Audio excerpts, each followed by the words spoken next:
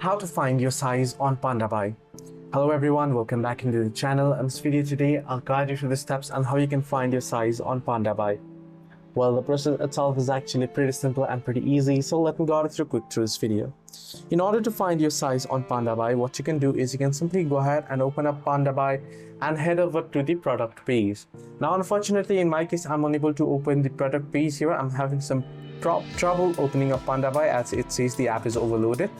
However, once you open up Pandabuy and head over to the product page, you'll find there the option to choose the size. Right now, if you don't know what size you are and you want help and you want to know your size on Pandabuy, you'll find the size helper option.